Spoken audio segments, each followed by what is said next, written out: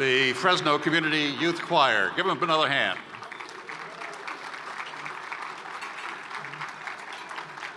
And they will be back in a few minutes for the national anthem, and we'll look forward to that.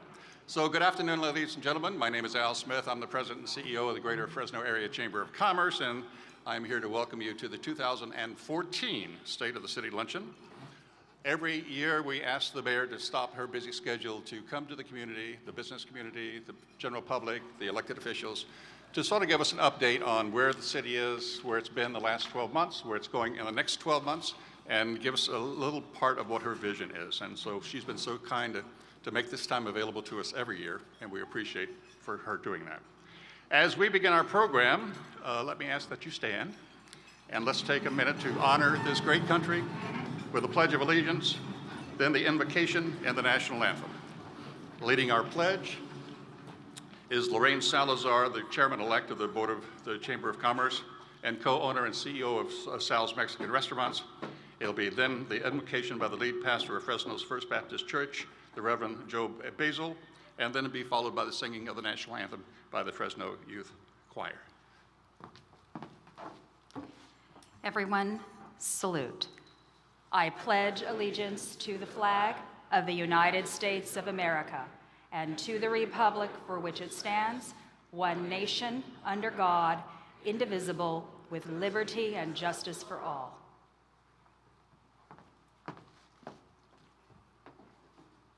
Bow your heads with me, please. God, I thank you so much for this city. I thank you for the leaders. I thank you for the people that showed up here today to support, to hope, to dream. But first we must celebrate. God, you've already done great things. You've done great things. We come often with our hands out asking for more and more and more. But first we must stop. We must smell the roses or eat a nectarine, which is better, God, here in Fresno. I pray, God, that we would drink this in. You've done great things. We see a turnaround. We see things changing. We are here first and foremost to celebrate. I heard the song. I saw them clap. I saw them stomp their feet, God. And that's right. That's the right heart. So I pray, God, that's our heart today, is that we come from a position of dreaming and hoping because we've seen what you've already begun to do. We thank you for our mayor. We thank you for our council members. We thank you for the workers, the business owners, the people, the citizens, the officers, the firemen, all these people working together, and you're moving in them in one force. And we see change. So I pray, God, as I've been praying these last couple days, I just keep seeing a waterfall. Just keep seeing refreshing water. Oh, and in a city of ag, man, water is life. It's life. And so, God, I pray for more refreshing water to pour over this city. Let the crops grow. Let our children grow. Let our hearts grow as we follow the leadership, as we follow Ashley Swearingen, as she's following you, being blessed by you. So we celebrate you, we thank you, we stomp our feet, we clap our hands at what you've already done in eager expectation of what you're gonna do next. Bless this food, bless our time, bless our hearts, bless our children, bless our city, and we believe you will. Praise all in Jesus' name, amen.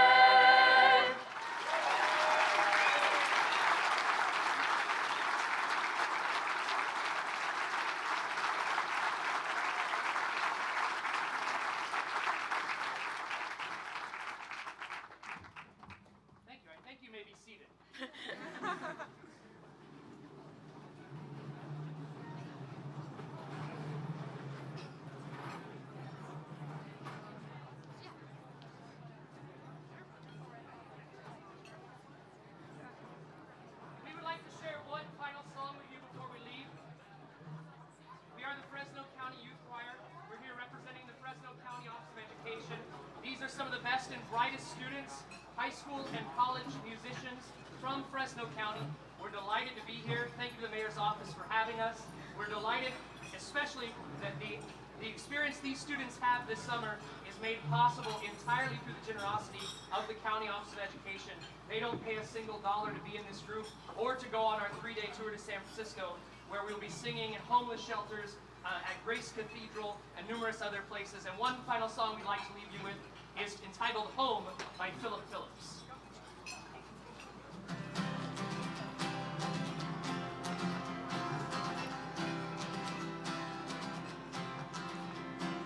Hold on to me as we go, as we roll down this unfamiliar road. And I'll go this way, this string us along. Just know you're not alone, 'cause I'm gonna make this place your home. Settle down, it'll all be clear. Don't pay no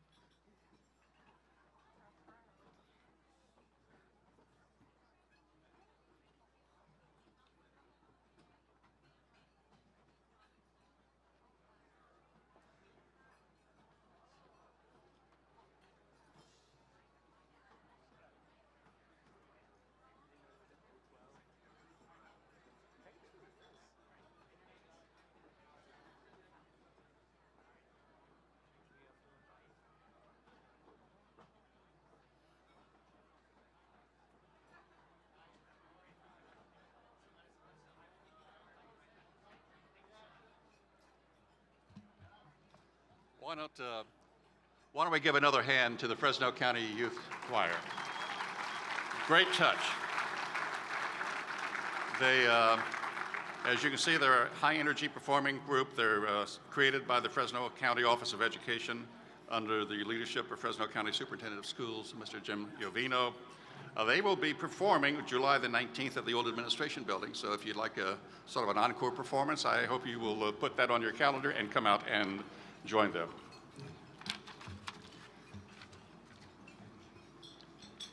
Before we continue our lunch, last year, 2 years ago actually, the mayor started a new tradition in presenting an annual Champion Award. Now, Champion stands for companies helping achieve meaningful progress in our neighborhoods. And it was created to recognize above and beyond efforts by area businesses in making to support the revitalization of our neighborhoods and our city. So to present this year's Champion Award, I would ask the mayor to join us on stage, and we will do that. Mayor Ashley Swearingen.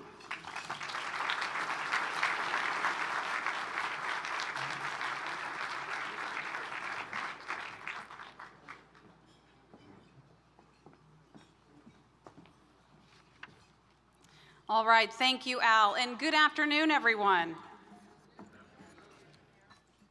It is really a pleasure to be here this year and to again recognize another outstanding organization with this year's Champion Award. Some of you may recall that last year and the year before, Cargill and community medical centers were more than deserving winners in those years, and this year's 2014 honoree continues the tradition of excellence and community service. This year's award winner has had another banner year of making a difference in the lives of residents in our community. Every day, this organization provides quality programming that is impactful and provides much-needed options and hope for Fresno's youth. It's my pleasure to announce that the 2014 Champion Award winner is Judy Rogers and United One Productions.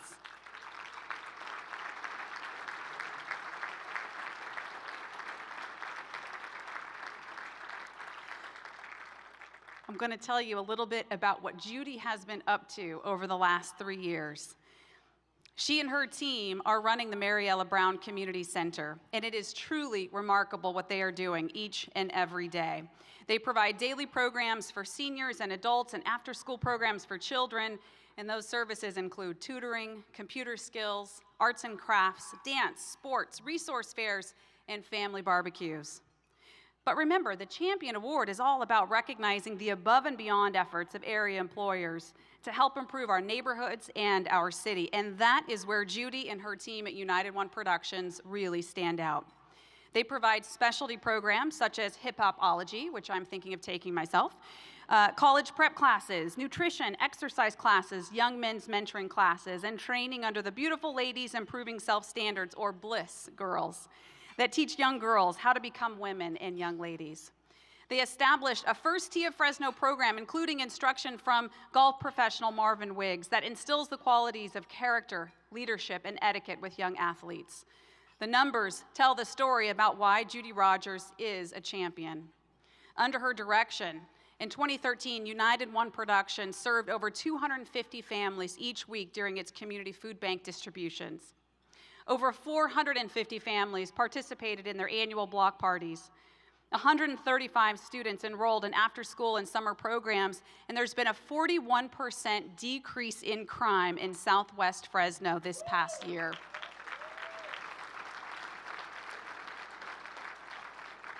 A 41% decrease in crime, due in large part to United One Productions' community programming, services, and the night walks that they and area pastors undertake. In honoring Judy and her work with United One Productions, it's important to understand that United One does this all with their own resources. That Judy dips into her own pocketbook and helps to pay for these programs using the resources of the private company that she established and still runs, and that she raises money to deliver these programs each and every day to the youth in Southwest Fresno. Some of you may remember back in 2011, the city was facing closing its community centers. And we reached out to area nonprofits and we said, hey, we can pay to keep the lights on and we'll give you a key to the building, but we can't provide any programming. What could you do? United One Productions and Judy stepped up, and they have done everything that I just mentioned at absolutely no expense to the city of Fresno.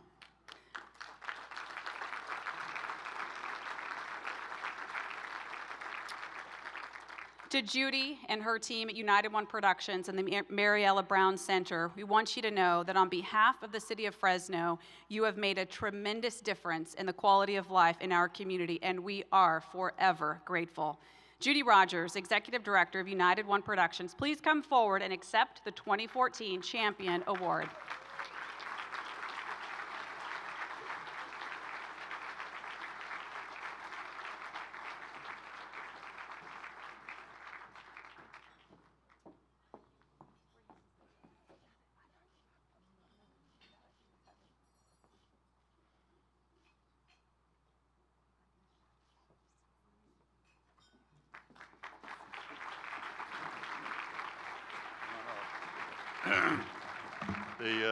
The mayor is long on traditions, and she came up with another one a couple of years back called using this event to award a Key to the City presentation to a worthwhile person who has persevered and given public service to our community.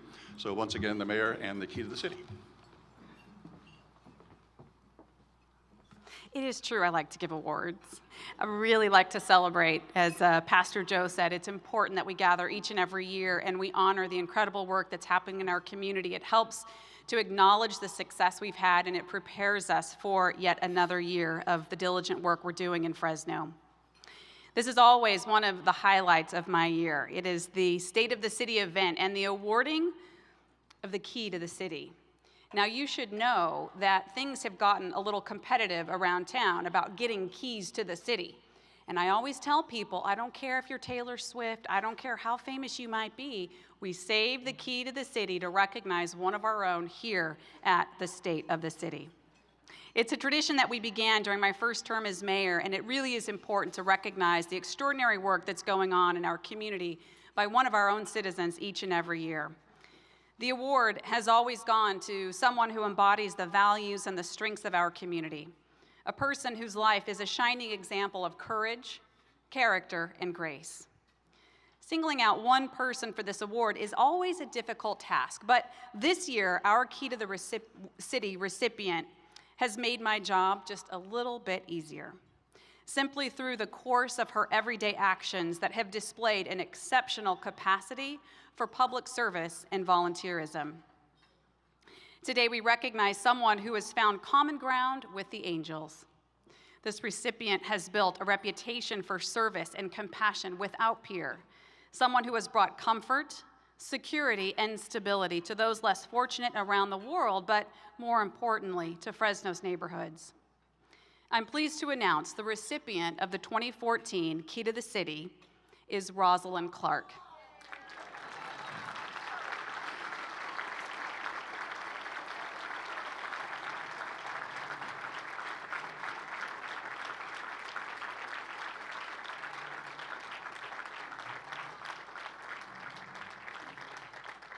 Many of us just call her Roz, and I'm going to tell you a little bit about Roz and then ask her to come up and receive the key. If you don't already know her, you've almost certainly seen evidence of her commitment to our community.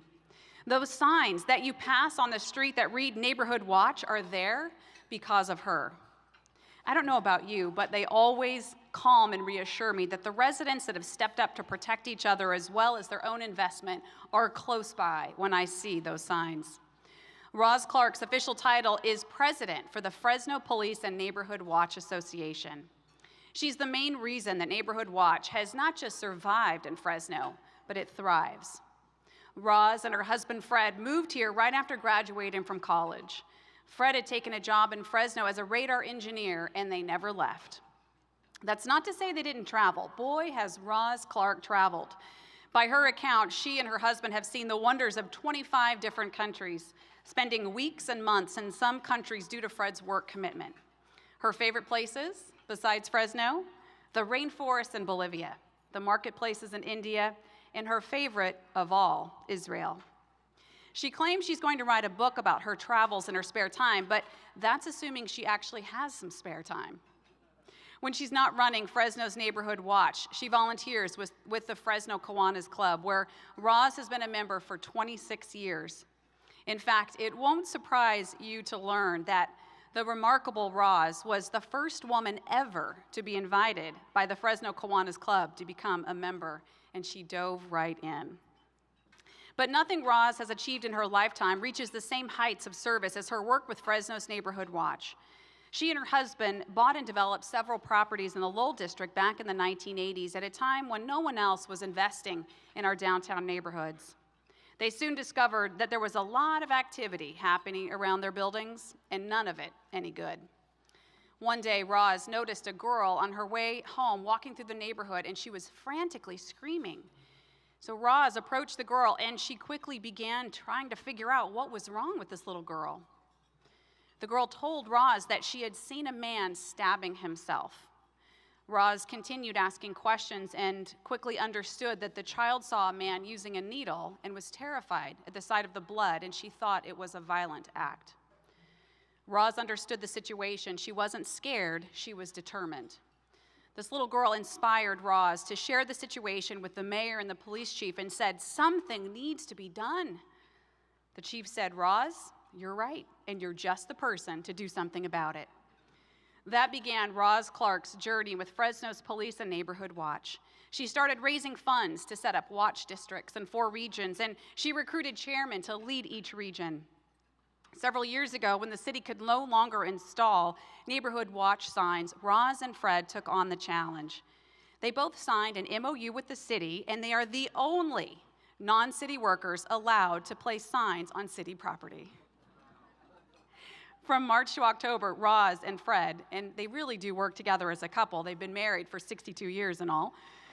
Roz and Fred attended Building Broken Neighborhoods block parties with the Fresno PD, and they never went empty-handed. Imagine the size of the smiles when someone wins one of the bicycles that Roz and Fred always manage to bring and raffle free to the children who don't have bikes of their own. Roz, thanks to you, our neighborhoods are safer, our communities are secure, and our city is truly grateful. The strength of your will and the depth of your dedication to service without regard to your own personal safety is an example of genuine selflessness and love. I know there's still much work to be done, but because of your courage, Fresno's families have the tools and the knowledge to help combat crime. Because of your vision, our community has a way to communicate that it never had before. Because of your commitment, children don't have to live in fear or in ignorance. And because of your generosity, Fresno has reclaimed its most precious real estate because, as you often say, no one should have control of a neighborhood except its neighbors. And Fred, I don't mean to ignore you. You are an amazing man, but you certainly married up. Roz, on behalf of a grateful city, I thank you for the work you've done on behalf of Neighborhood Watch. Rosalind Clark, please come forward and receive the key to the city of Fresno.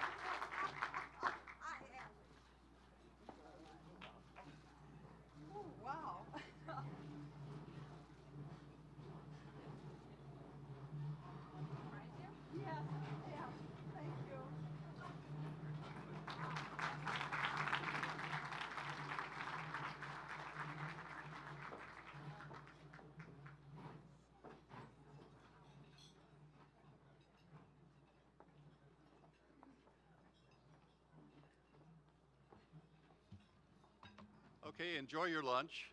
We will be back with the rest of the program in just a few minutes, and congratulations to all of those so far.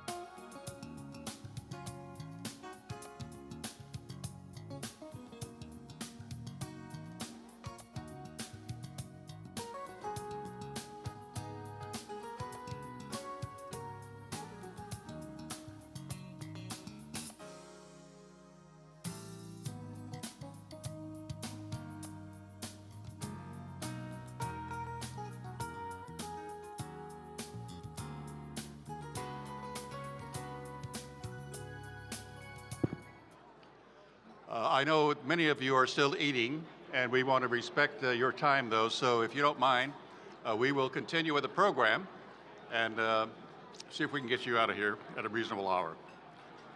As we continue, I would like to take a moment to recognize some of our elected officials who are with us today. And I would ask them to stand as I call their name and just remain standing and hold your applause to the very end, and we will give them what they're due then.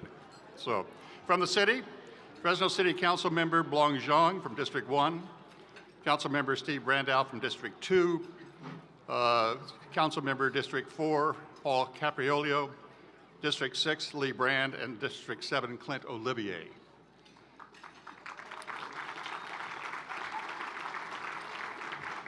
Bruce Rudd, the city manager, is here. Thank you very much, Bruce, for being here.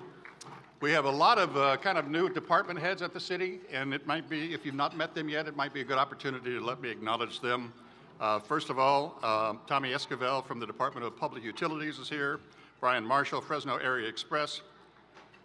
Manuel Molandino from Parks and Recreation. Jeff Cardell from Personnel. Jennifer Clark from Development and Resource Management. Kerry Donis, the Fresno Fire Chief, is here, and of course Jerry Dyer, our Police Chief. Larry Westerland from the Director of Economic Development, and Mark Standriff, who is the Director of Communication and Public Affairs.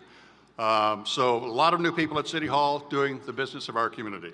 From the county, Fresno County Sheriff Margaret Mims is here. Fresno County Clerk Brandy Orth is here. From our city of Clovis, Clovis City Council Nathan Magzig, Jose Flores, also from the council, and their city manager Rob Woolley. From the office of Senator Andy Vidak, Nathan Alonso is here. From Assembly Jim Patterson, Ben Bergquam is here. From Congressman Jim Costa's office is Ian LeMay. From Congressman Devin Nunes is Jose Avila. From the Fresno Unified School District, Board President Valerie Davis, Lindsay Cal Johnson, Christopher De La Cerda, Janet Ryan, Carol Mills. From the Deputy Council of Mexican Consulate of Fresno, Santiago Cortez. And from the Marine Corps League, Detachment 14, Commandant Dan Payne. If I didn't call your name, the rest of you stand, if there's any left. But thank you very much for being here today. As you know, none of this would happen without certain companies in our community stepping forward and helping to underwrite these things. We'd like to thank, first of all, Bob Smitkamp from Lions. He's been one of our big supporters every year for this event. We appreciate that, Bob. Our friends of the city sponsors are Quadnoff, Chevron Corporation, Fresno Housing Authority, Fresno County Federal Credit Union, Mid-Valley Disposal, Gestomp Solar, UC Merced, Dynamic Coating Incorporated, and Pavarello House. Before we went to press, there were after we went to press, rather, there were a couple of other organizations that are not on your program, but they stepped up to be friends of the city sponsors, and that's Precision Civil Engineering, Harris Construction, Fresno Yosemite International Airport, and Blair Church and Flynn Engineering. So thank you very much for that support, guys. And as usual, we always want to support and promote our Chairman Circle sponsors. If you look on the back of your program, you will see these companies who have been big-time contributors and sponsors of our organization, the Chamber, over and above their dues, and we could not do our program without them. We've been long on traditions today, but let's do one more if you don't mind. This tradition includes having the introduction of the mayor during her State of the City address being done by one of our city council members. This year, that introduction will be done by the councilman from District 1, Mr. Blong Zhang. Some background on Mr. Zhang, born in Laos in 1969. Blong was one of 7 children. When the country fell to the communists, his family fled to Thailand. Then they immigrated to the United States, settling in Missouri, Kansas, Wisconsin, and then finally coming to California in 1991. Blong went on to earn a BS in Business Administration from Marian College and an MBA from National University. After working for his family's grocery stores and real estate, he became an investor in the Fresno County Public Defender's Office, and he was the deputy director of the nonprofit Fresno Center for New Americans, which assists, by the way, immigrants and refugees transitioning to our American society. In 2005, he was elected and began serving his first term on the City Council, beginning in 2006 for District 1. He was reelected in 2010, and he will be terming out at the end of this year. So with that, let me welcome to the stage Councilman Blong Zhang.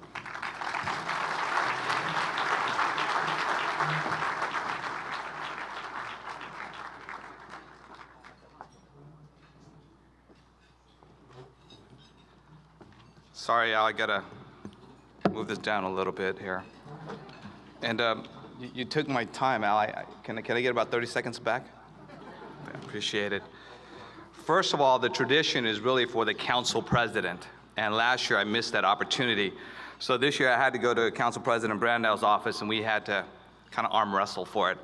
And if you've seen Council President, that's why I'm up here. I beat him. You know, if many of you, or I'm assuming everybody here follows city politics at somewhat, there seems to be a mistaken, and I say mistaken impression that the mayor and I don't get along. It's just so wrong, Mayor. I don't understand where that comes from. And so out of respect of our true friendship, my admiration for her, and I said, Mayor, I'm gonna ask you to correct my writing, because I need that, and this introduction. And she even added some stuff for her, but after I turned in about a paragraph, this is what I got back from the mayor.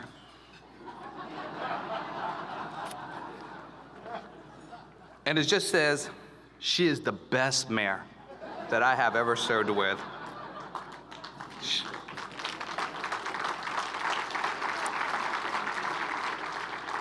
Obviously the most prettiest, I'll give you that, Mayor. Great leadership, passion, and I vote for you every time, whatever the agenda is.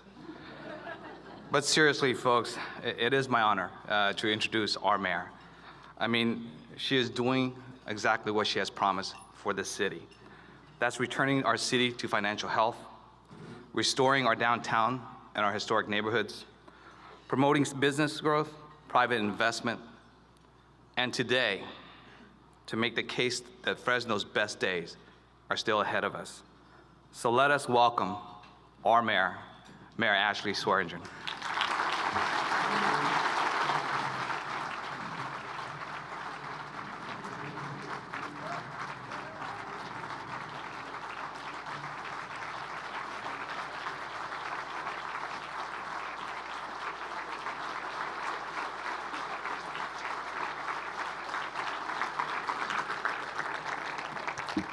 Thank you. Thank you so very much.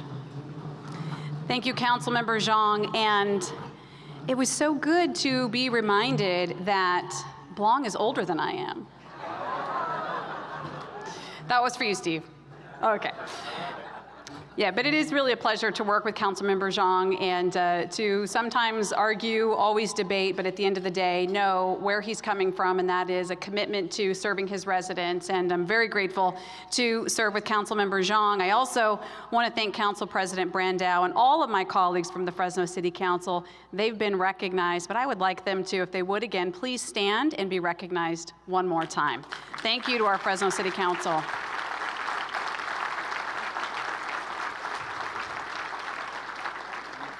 Gentlemen, we still have a lot of hard work to do to put our city on the right track, but I want you to know that at all times, I appreciate your diligence, your feedback, which is quite regular, and your support in our important efforts to make our city as great a place as it can possibly be.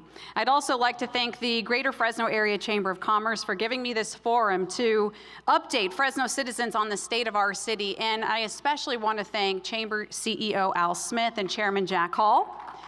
They have done more than their fair share of work to improve our city, and I appreciate their courage and their commitment to Fresno. I also want to thank the organizations that are helping to host this event, and as Al mentioned, they're listed on your program, and please let me add my voice to his and just say thank you so much for sponsoring. We know that the state of the city would not be possible without your financial support. Would you please also join me in acknowledging my family who are here today, my husband Paul, our daughter Sydney, my father Tom Newton, my sister and brother-in-law Andrea and Todd Sobrato. So please join me in recognizing them.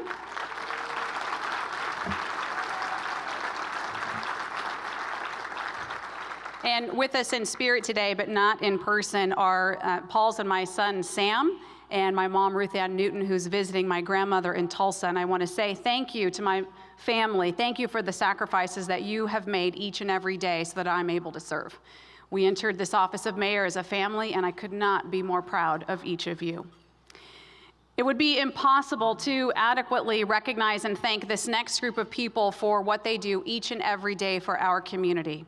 They are Bruce Rudd, Fresno City Manager, Renee Smith, the Assistant City Manager, Georgianne White, my Chief of Staff, and Kelly Furtado, my Deputy Chief of Staff, and all the other team members in the Mayor's office and the City Manager's office. Please join me in giving them a round of applause.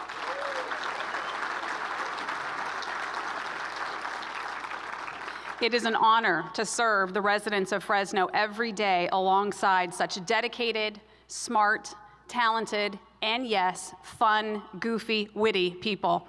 I could not and I would not do the job I do without each one of them, so thanks to all of you. And lastly, we need to thank our first responders. Frankly, there's no greater mission for any city government and no greater responsibility for its leaders than to make public safety its priority. Despite budget cuts and staffing reductions, our police officers and firefighters have managed to stand strong against violence and arson. Our police department has confronted significant staff reductions with championship results. In fact, in 2013, it was the first time in over a decade that every single crime category decreased in our city.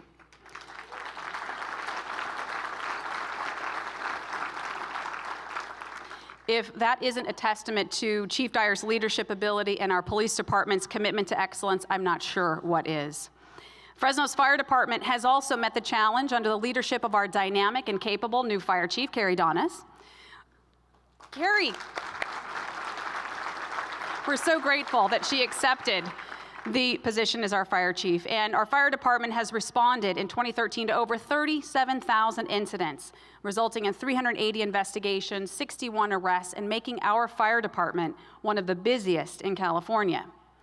Yet from time to time, you may have noticed that we argue a little bit, like all families do. And now that argument has gone public, and our firefighters yesterday were protesting at City Hall and debating their open labor contract. Regardless of whether or not you agree with them, remember that they're simply exercising their constitutional rights, and we must respect their opinions. But we also must respect the facts, and the facts are stubborn things. We've made a significant investment in the fire department in this year's budget with over $4.5 million in staffing increases and equipment replacement. We've increased minimum daily staffing from 67 to 71 firefighters, which means there are 12 more firefighters serving the city of Fresno each and every day. And we've replaced an aging fleet with 4 new engines, a ladder truck, a water tender, equipment valued at over $4 million. And we've negotiated several agreements with the fire union leadership over the past year, all of which the membership has rejected. The union reps have agreed to contracts, and then for whatever reason, their members don't approve them. So that's where we stand today, and tomorrow our city council will vote on whether or not to impose temporary terms and conditions on our firefighters until a new contract can be negotiated and ratified with the members. But no matter how this issue is resolved, it is right to take time today to acknowledge their impressive achievements. And I again want to thank our firefighters for their service to our city and to our residents.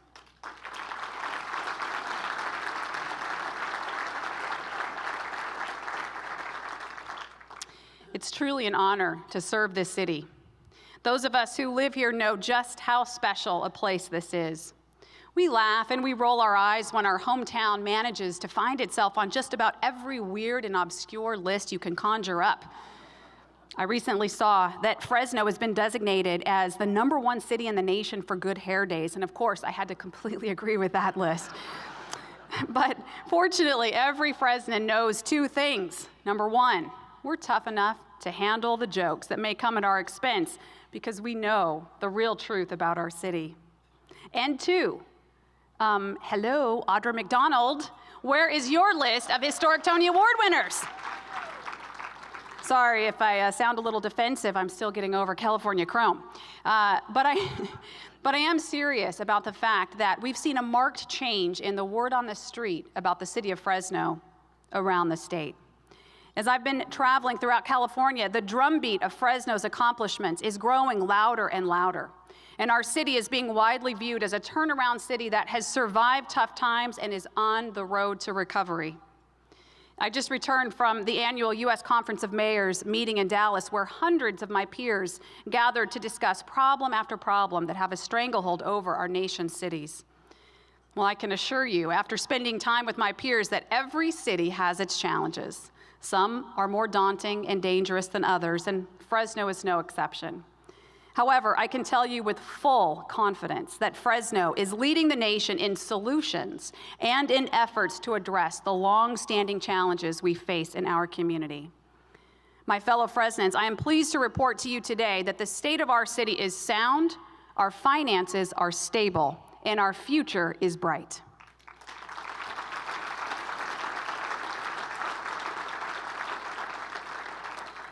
After years of difficult decisions that tested our convictions and even our faith, we're finally emerging from the recession as a vibrant city that's solving its problems, growing its businesses, and inspiring new hope for the future. So for all of those who may have doubted us, for those who dismissed us and maybe even overlooked us, for the naysayers, the pundits who predicted our imminent demise, I have just 3 words for you: we're still standing.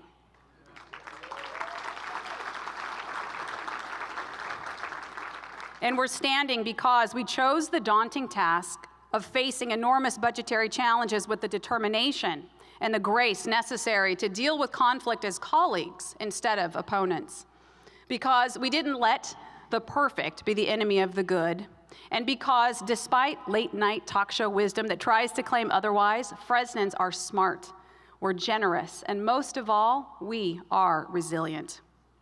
Resilient. It means rebounding readily from adversity. To be resilient requires toughness, flexibility, and determination, traits that Fresnans have displayed on a daily basis as we slowly recover from the devastating effects of the recession. Abraham Lincoln once said, "You cannot escape the responsibility of tomorrow by evading it today." I love that quote. Let me read it again. You cannot escape the responsibility of tomorrow by evading it today. It perfectly characterizes the work of our team at City Hall over the last 5.5 years. In the middle of managing the chaos of the Great Recession, we would not evade the responsibilities of tomorrow. We disciplined ourselves to not only focus on managing the crisis of the day, but at the same time, to do the work needed to determine a new and better tomorrow for Fresno. We've challenged ourselves with this question: how do we disrupt the stable but unfortunate conditions in our community of high unemployment, a high concentration of poverty, and a deteriorating center city in Fresno? How do we reverse those conditions and put our city on a different trajectory? To use Councilmember Lee Brand's words, we're trying to change the arc of Fresno. So my agenda has been simple: do whatever it takes to, number 1, prepare for tomorrow with our finances, our water, and our land. Number 2, grow our industrial employment base to lower our unemployment levels and improve our income levels. And number 3, make it attractive to preserve and invest in our older neighborhoods, including, yes, our downtown. And we've accomplished quite a lot on this agenda, and those achievements have not come without sacrifice, and yes, there's been some pain along the way. But as my grandmother used to always say, the hardest things in life are the ones worth doing. This is the same grandmother who, when my sister and I would get a little irritable, would say, "Well, you got the same pants to be happy in." I'm never really sure what that meant, so we'll just reflect on the earlier statement that the hard things in life are worth doing, and something about happy pants. So let me share some specific accomplishments with you, beginning with the most foundational: stabilizing the city's finances and ensuring a secure water future for our city. Today, it gives me great pleasure to make the following statement. As of this year, our budget will be balanced, our negative fund balances and internal loans will be eliminated, and our reserves will begin to grow toward healthy levels.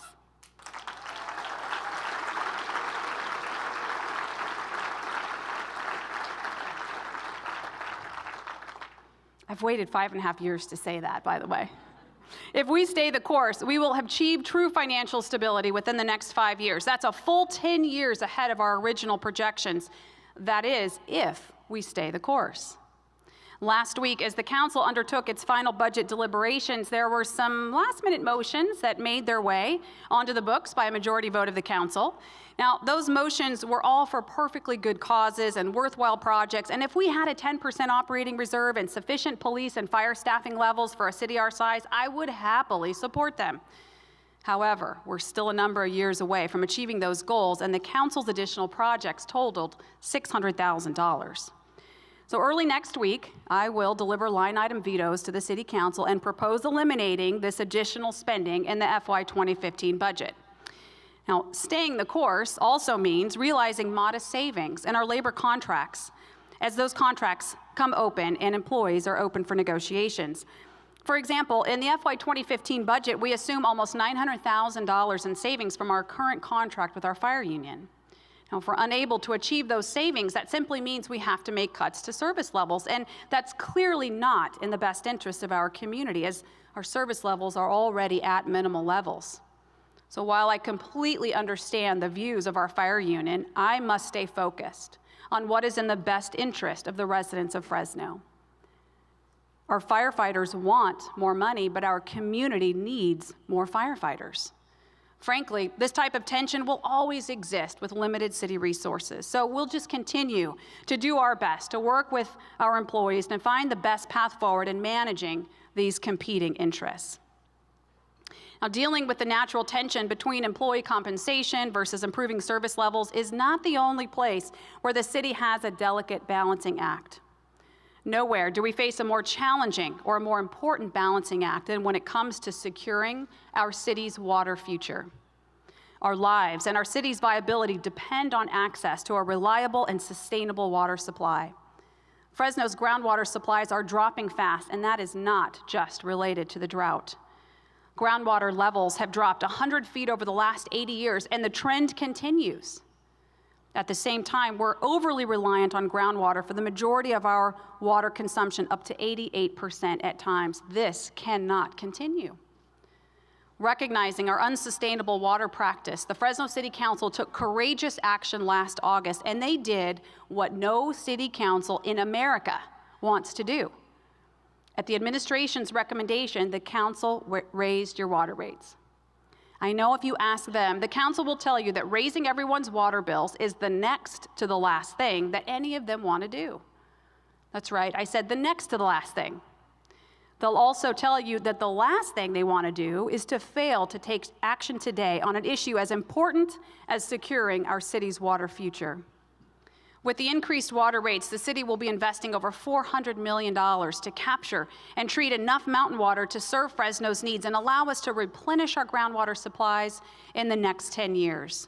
And we already have the rights to this water. We just need to construct the pipelines and the treatment facilities so we can actually take use of that water and put an end to our over-reliance on groundwater.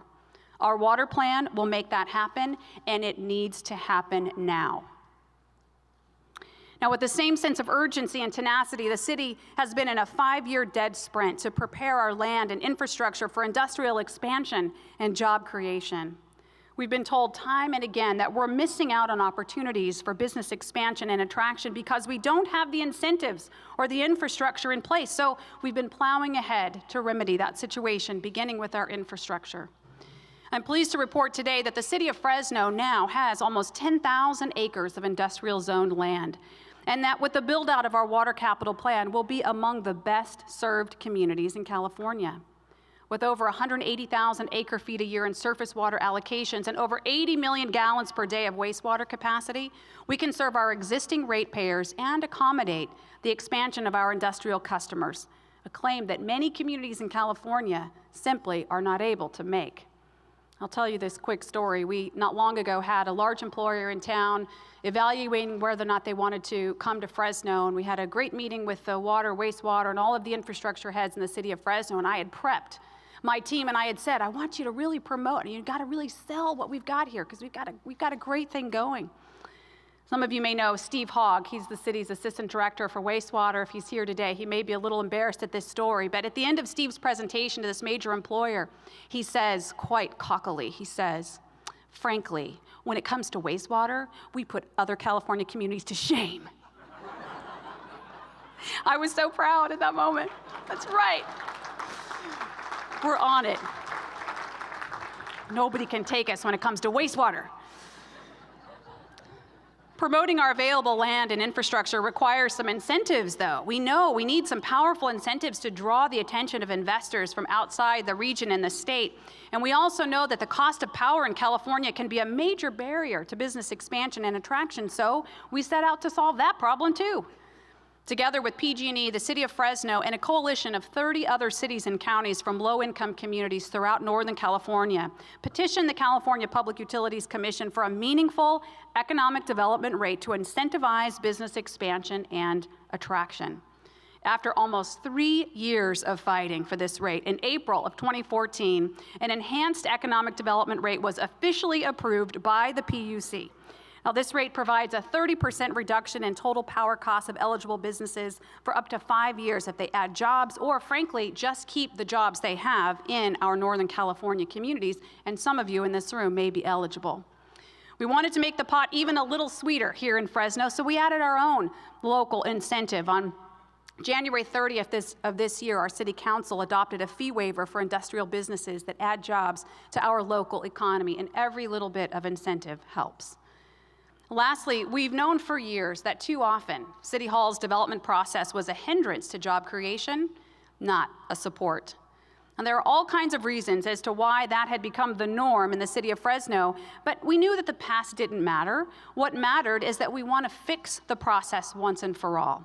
And in that spirit, Business Friendly Fresno was launched last October with the singular focus on turning Fresno into one of the top cities in the nation for business friendliness.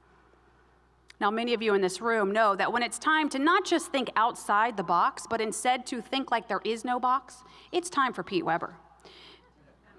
So, under the strong co-chairmanship of Pete Weber and our own development director, Jennifer Clark, Business Friendly Fresno is well on its way.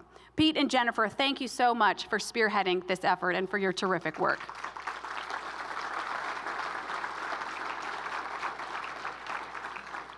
The results so far. Well, in the last 5 months, we've seen 93 projects come through our review committee process. 19 were fast-tracked and approved literally within a matter of hours or days within coming to City Hall. We expanded the City of Fresno's public planning counter hours from 8 a.m. to 5 p.m. We set solid timelines for the permitting process. We approved many smaller permit applications right over the counter.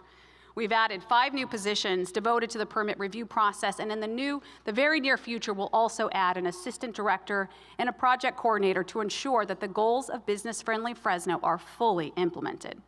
Now, here's just one of our Business Friendly Fresno success stories, and it comes from Brooke Ashton of Sealright Paving and Grading in Fresno. He recently approached City Hall to build a 70,000 square foot, 110-bed assisted living center at the corner of Ashland and Blythe. Now, in the past, this project would have taken 6 to 10 months to approve, but because of the changes that have been made to our culture and our process, his application was turned around in just 66 days. Today, Brooke is spending his time at the construction site where he broke ground 3 weeks ago, instead of sitting in someone's office at City Hall and trying to navigate a mind-numbing permit process. And that's what Business Friendly Fresno is all about. Brooke is here today as a testament to his success. Brooke, we thank you for your support as well as your continued investment in the city of Fresno.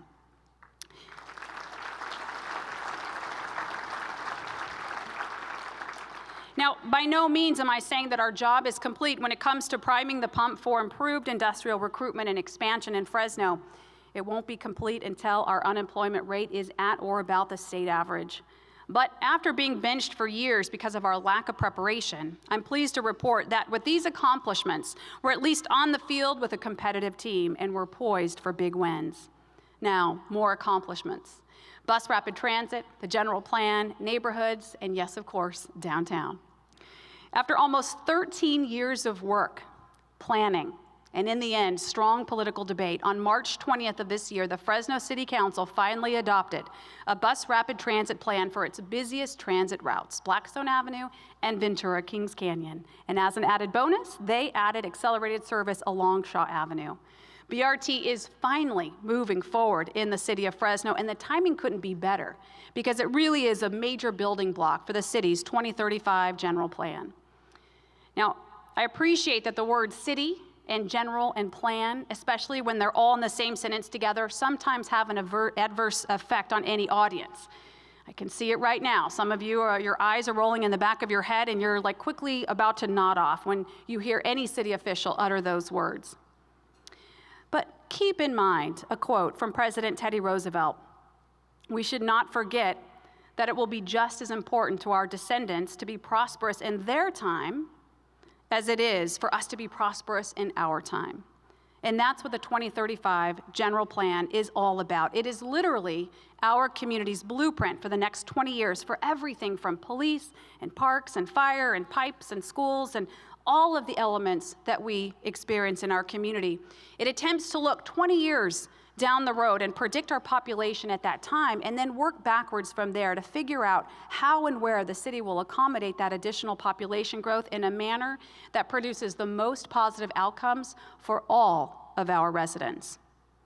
The 2035 general plan has been 5 years in the making, and it was assembled with feedback from literally thousands of local residents, businesses, property owners, and city officials through a number of community outreach sessions. After all that work, I'm pleased to report to you that the 2035 draft general plan will be released by Wednesday of next week for full and final public review.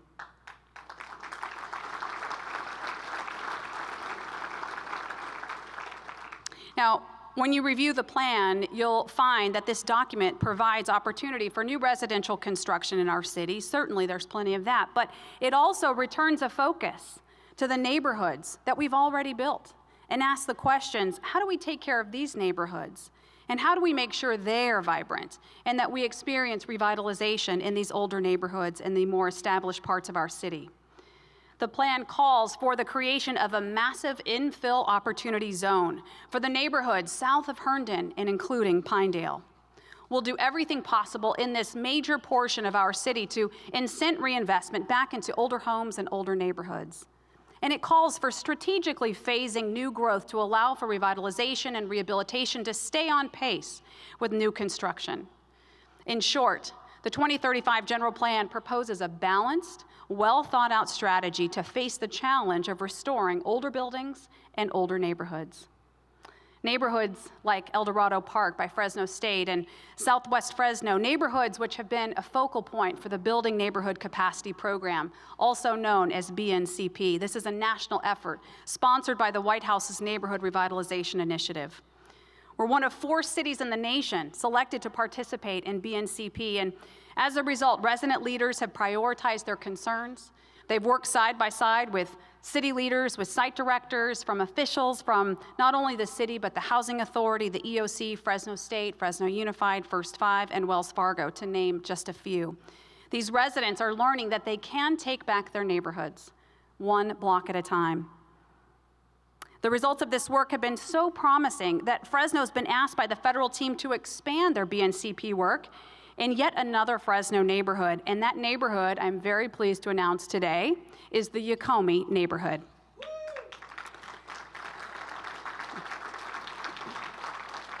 Beginning in October, residents from the Yakomi neighborhood will begin the important work of engaging other residents and developing ideas for how they want to change their neighborhoods and then work with local agencies to implement those ideas.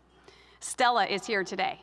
Stella lives on Clark Street in the Yakomi neighborhood, and she's one of the city's most active and resilient residents in the area. She's a single mom with 5 children, 4 of whom attend Yakomi Elementary. Stella works very hard to stay engaged with her children's education. She's also not shy, I'm told, about picking up the phone and calling the city when things are going wrong in her neighborhood. Stella says, I tell my neighbors that just because this is a rundown neighborhood, that doesn't mean we have to live with the kind of stuff that's happening all around us. She's known for calling the police when she sees drug deals happening, and she calls out her very own neighbors and tells them to knock it off when they're doing things they're not supposed to do. Stella, you've helped to bring a spotlight to the Yocomee neighborhood, and it is really one of the most challenged in our city. But thanks to her courage and her expectations that things can and should be better in her neighborhood, local community partners joined Stella in calling for the BNCP designation for Yocomee. That call is being answered, and the work starts now for this historic neighborhood near downtown Fresno. Oh, did somebody say downtown? Huh? Oh, yeah, speaking of downtown, by the way, I heard there was like a running, pool on how long it would take for me to get into my downtown riff, and I'm not sure. 25 minutes? Okay, so whoever, bingo, you won 25 minutes. But let us, while we're on this subject, let us speak of downtown. What an incredible year of accomplishments for the heart of our city, its birthplace, downtown Fresno. After only 40 short years of analysis, debate, and opinion on what should be done with our historic Main Street, the Fulton Mall, the supermajority of the Fresno City Council on February 27, 2014 ended the debate by voting to return two-way traffic to the street and to restore the art and the fountains that make the Fulton Corridor such an incredible place.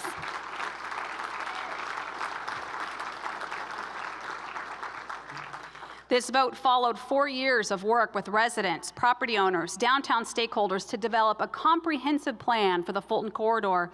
And it also followed a very exciting announcement made in September of 2013 when the U.S. Secretary of Transportation, Anthony Foxx, personally visited Fresno to let us know that we were one of a very few cities in the nation to receive a Tiger Grant for the reconstruction of Fulton Mall. Fresno's Tiger Grant was the 4th largest in the nation and was among the only grants that received the full amount of requested funding. We have indeed had much to celebrate in downtown Fresno this last year. First, the announcement of the funding, and then the end of the public debate on the future of the mall on February 27th. But there was another major milestone that I'm very happy to say was reached on June 2nd. And there weren't 400 people in orange t-shirts there when it happened. And there was no march from Peeves to City Hall that day, but it was every bit as big of a milestone. That was the city's deadline to submit our final plans for the Tiger funding. And I'm pleased to report that on Monday, June 2nd, every Caltrans signature was gathered. All preliminary designs were submitted, and we are now that much closer to completing this complicated process. We are right on schedule, we are right on budget, but we have not one day to spare.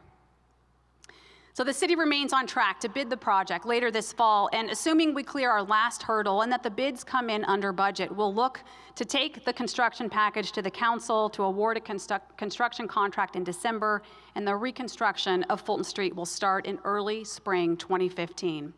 This would not have been possible if it wasn't for the work of many, many dedicated people, but I especially want to recognize Elliot Balch, Will McQuan, Randall Morrison, and Sherry Ellert and her team at the District 6 Caltrans office.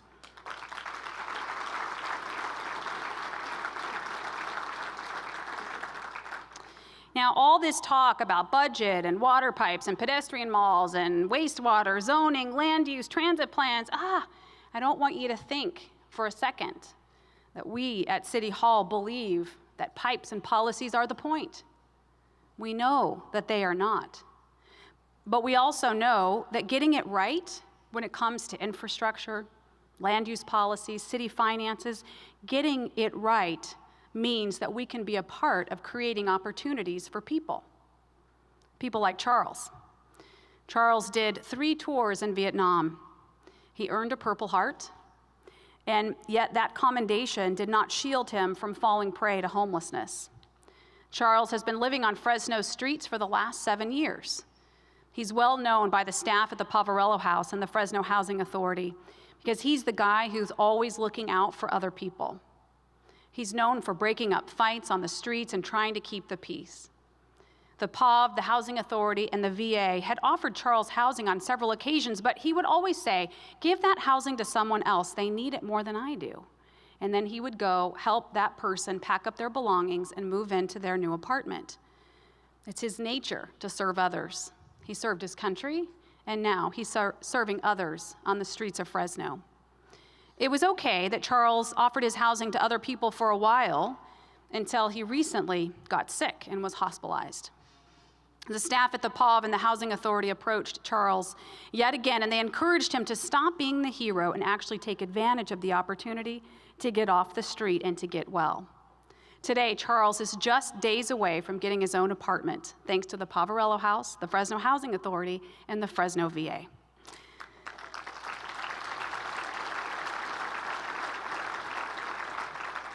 Cooperation like this among agencies and nonprofits to help people get off the streets is what caused the White House to ask Fresno to participate in the 25 Cities Initiative, a national push to end veteran and chronic homelessness by 2015.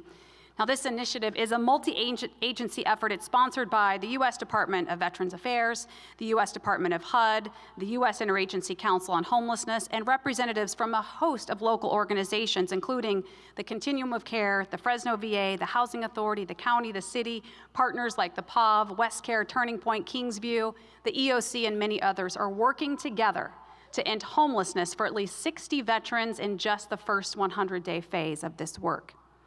Our service providers have already begun, and now it's time for us as a community to step up and to support their efforts.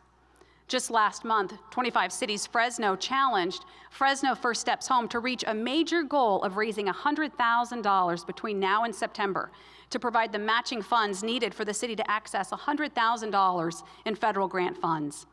Well, I'm pleased to announce today that Fresno First Steps Home, our local nonprofit dedicated to raising money and then re-granting it for homeless services, has already received $75,000 in donation commitments from St. Agnes Medical Centers, Community Medical Centers, and Fresno Unified School District, $75,000. But as you're clapping, reach in and grab your phone, because now it's your time to help raise the rest of that $100,000. So we've got $25,000 left to go and just a few days to get there between now and September. So here's how you can help. You can take out your phone and you can text the word HOME to 85944. And in doing so, you'll make a one-time $10 donation. It's as easy as that. And I'm encouraged to see so many of you reaching for your phones right now. So I will linger in the moment as you get the subtle hint. The number is 85944. Text the word HOME to 85944. Some of you aren't reaching for your phone because you're thinking $10 is not enough. I can do more. And I'm glad you're feeling that way, because there's a way that you can give more. In fact, if 50 people gave $500, we would reach our goal. So you can go to FresnoFirstStepsHome.org and you can pay with PayPal or credit card or whatever and help us reach this important goal. You can also follow our progress on Facebook and Twitter at 25 Steps Fresno and share updates with your friends and followers. Now, our efforts to address chronic homelessness in Fresno extend well beyond the veterans among us. It's been documented that Fresno has in the past been home to among the worst homeless encampments in our nation. Well, last summer, after months and months of planning, the Housing Authority, the city, the Continuum of Care, West Care, Wings, EOC, Turning Point, the county, mental health systems, the VA, Clinica Sierra Vista, and community regional medical centers, and yes, there are many. And that's why it's working, because all of these people are working together to address chronic homelessness. They got together and they began the important and difficult work of reaching out to people living in those sprawling homeless encampments, assessing them for any and all services they may be eligible for, and then placing as many as possible in housing, thanks to funding support from Fresno First Steps Home and the Housing Authority. We anticipated at the outset of the work that maybe about 50 people would find their way into permanent housing as a result of the work. But yesterday, I was very pleased to receive the final report that, in fact, not just 50 people received housing, but 104 people received permanent housing as a result of the cleanup in the encampment area.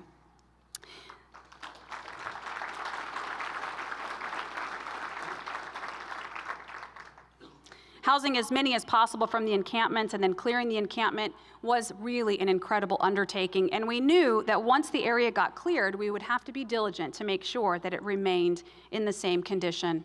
So at the direction of the city manager and under the leadership of Chief Dyer, the city has formed the Homeless Task Force.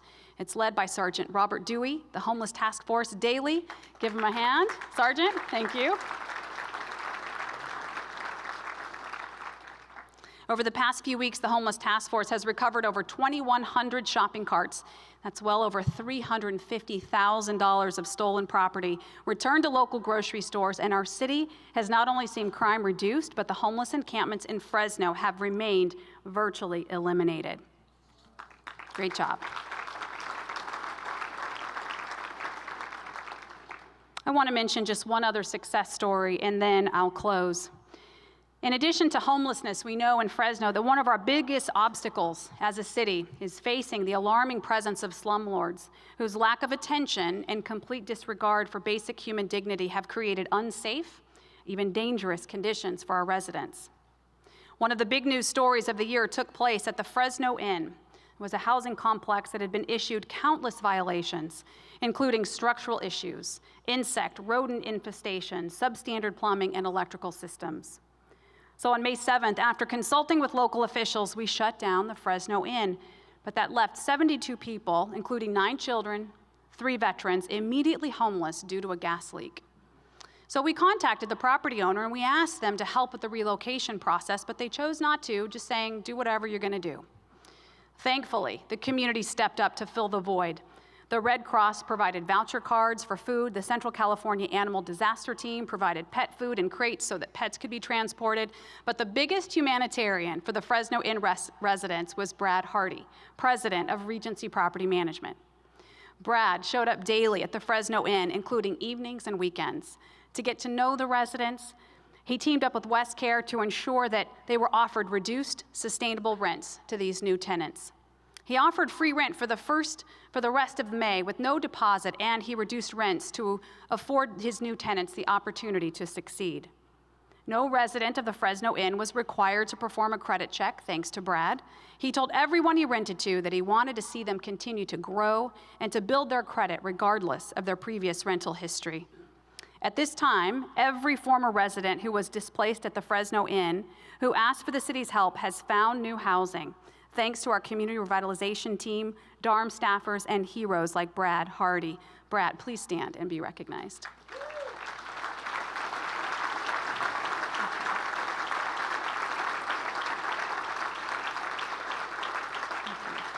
Thank you, Brad. One of the greatest coaches of all time, Ohio State football coach Woody Hayes, once wrote a book on leadership. It's called You Win with People. Fresno wins when our city employees, from the mayor's office all the way down, work with the understanding that their efforts define our city as a great place to live, to work, to create, and to innovate. I'm captivated by another team that is proving their resilience in spite of overwhelming odds, and that is our U.S. men's soccer team. I mean, they're playing their preliminary games in a division called the Group of Death. It doesn't get much worse than that. Sunday's game against Portugal was a classic example of American resilience. Down 1 goal in the second half, our guys displayed guts and ingenuity, and they scored twice against the number 4 ranked team in the world to lead 2-1 into what they called stoppage time, or what we call a Fresno City Council meeting. With just seconds left in stoppage time, Portugal's star player, Ronaldo, raced down the sideline, sent a pass across the soccer pitch to a streaking teammate, and suddenly goal! And the game ended in a 2-2 tie. American hearts stopped cold with the reality that they were inches away from victory. And now the U.S. men's team must recover quickly to face Germany tomorrow, the very team that experts had picked to win the Group of Death. The headline in the Bee on Monday said, "It feels like a loss," because Americans are fully invested in their soccer team. We have fostered hope in their success, and in the aftermath of a missed opportunity, we all feel deflated and a little less sure of the future. However, there's an important lesson to be learned in that last-second mistake, a lesson that we must keep in mind as the city of Fresno continues its resilient recovery. If we get too caught up in the ambition of the moment, we risk defeat in a single lapse of judgment. And even if we do everything right, in this case for 90 minutes, it's how we handle the extra effort that counts. Because all the gains we've achieved in Fresno for this last year, all the tiny victories that have been won in the daily grind can be lost in a blink, and a breath held too long in a moment of indecision that allows defeat to be snatched from the jaws of victory. That's why this momentum must be maintained through action and daring, through the dauntless reward of possibility. We can't take it easy now, Fresno, even if the future looks promising. We must continue our diligence in order to fulfill our promise for future generations. That essential balance between paying off our debts, building a budget reserve, and steadily rebuilding our staffing and resources remains just as vital for the coming years as it was for the past 5 years. And believe me, I know how difficult it is to continue to exercise sustained fiscal prudence after years and years of cutbacks. And yet, the long-term benefits to our city will be well worth it if we remain disciplined.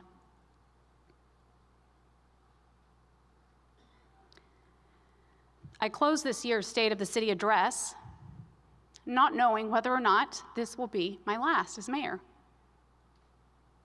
Regardless of that bit of uncertainty, this I know with great certainty. We are living through a remarkable time in our city's history.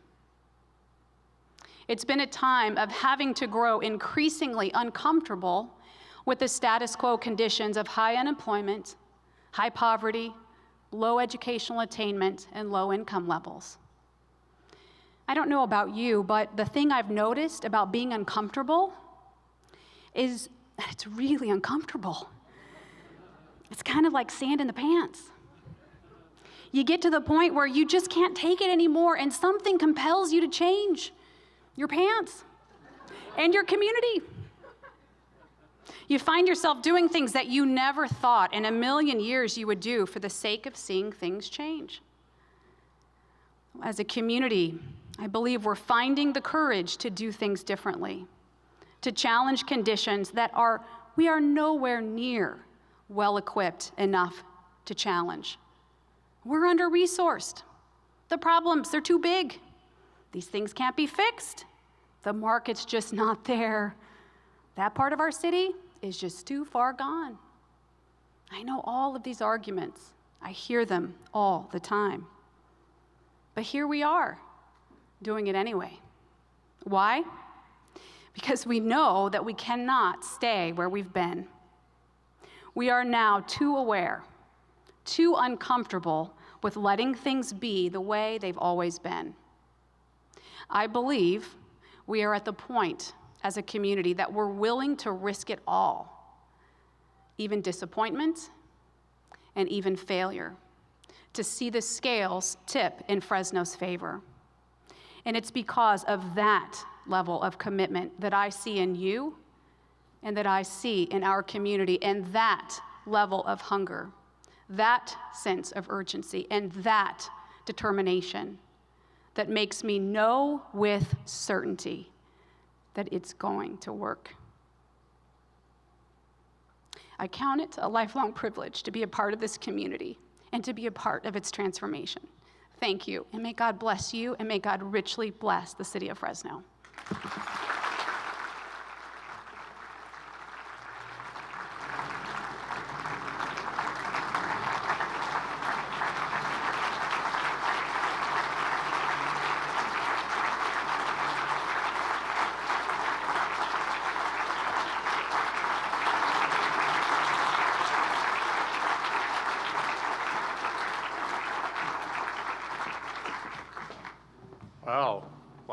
Wow.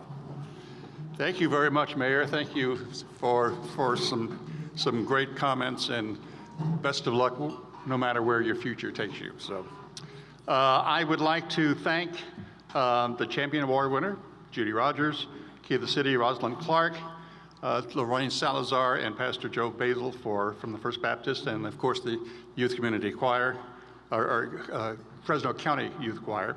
Special thanks also to John Reelhorn at Belmont Nursery. He did the backdrop for today. Isn't that beautiful? And of course to our sponsors, Lions and all of the other friends of the city, all the volunteers who helped put this together from the mayor's office as well as the chamber. Thanks to all of you guys and for your interest in our city. So have a great day. We told you we'd get you out before 2, and we made it big time. Enjoy the day. Bye.